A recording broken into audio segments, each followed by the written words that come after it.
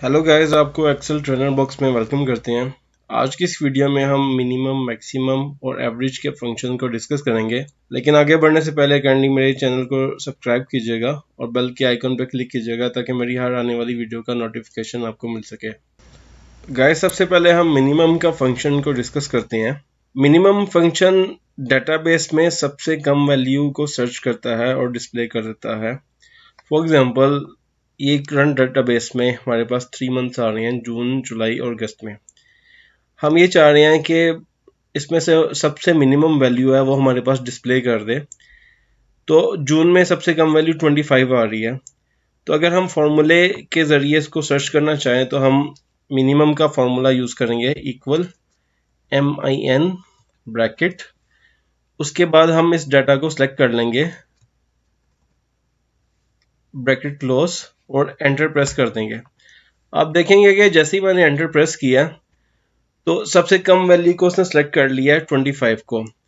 उसके बाद 3 वैल्यूज आ रही थी, जून की, जुलाई और अगस्त में, और इन तीनों मंथ्स में सबसे कम वैल्यू 25 है, तो उसने 25 को सिलेक्ट कर लिया। अब इस चीज़ को मैं नीचे बाकी डाटाबेस में अप्लाई करना चाह रहा हूँ, तो उसको अप्लाई करने से पहले मैं अपनी डाटा रेंज को फिक्स कर दूंगा। तो फिक्स करने के लिए डॉलर का साइन यूज़ करूंगा कॉलम के साथ। तो डी के साथ मैं डॉलर का साइन करके कॉलम को फिक्स कर दिया, और इसी तरह एफ के साथ डॉलर का साइन यूज़ करके एफ को भी फिक्स कर दिया।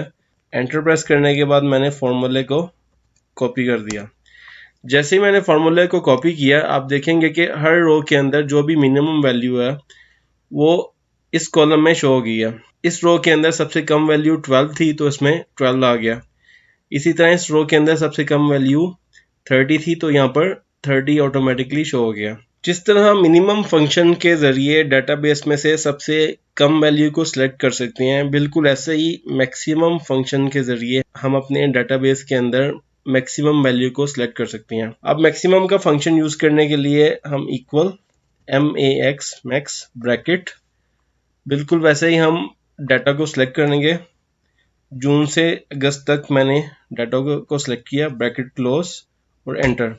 जैसे ही मैंने एंटर प्रेस किया, आप देखेंगे कि इस डाटा के अंदर जो सबसे मैक्सिमम वैल्यू है 60, वो यहाँ पर शो होगी।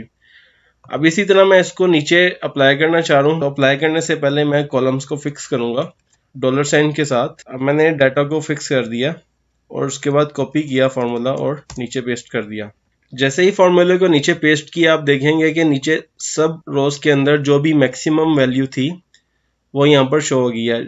सेकेंड रो के अंदर मैक्सिमम वैल्यू जून से अगस्त में 30 थी, तो यहाँ पर 30 शो हो गया। उससे नेक्स्ट में जून से अगस्त में सबसे मैक्सिमम वैल्यू 40 है, तो यहाँ पर 40 आ गया। अब लास्ट में मैं एक एवरेज कैलकुलेट करना चाह रहा हूँ। फॉर एग्जांपल, मैं ये देखना चाह रहा हूँ जून से अगस्त तक कितना एवरेज ओवर टाइम बन रहा है। एवरेज का फंक्शन यूज करने के लिए इक्वल एवरेज ब्रैकेट, उसके बाद मैं डाटा को सिलेक्ट कर लूँगा जून से अगस्त तक और ब्रैकेट क्लोज। जैसे ही मैं एंटर प्रेस करूंगा, आप देखेंगे कि इस कॉलम के अंदर 38.33 इसकी एवरेज आ गई है। अब इस चीज़ को मैं नीचे बाकी डाटा में भी अप्लाई करना चाह रहा हूँ, तो उसके लिए मैं कॉलम को फिक्स कर दूंगा। सेम पीछे की तरह मैं डॉलर साइन यूज़ करूंगा। उसके बाद फॉर्मूले को कॉपी कर दूंगा नीचे। जैसे ही मैं फॉर्मूले को नीचे कॉपी पेस्ट किया, तो आप देखेंगे कि हर रो के अंदर उसकी एवरेज आ गई है कि हर एम्प्लॉय का जो एवरेज ओवर टाइम बन रहा है वो कितना बन रहा है। गाइस, इसी तरह कुछ मजीद फंक्शन के बारे में अपनी नेक्स्ट वीडियो में जानेंगे। अगर आपको मेरी वीडियो पसंद आई हो तो काइंडली मेरी वीडियो पे कमेंट्स कीजिएगा। Thank you so much.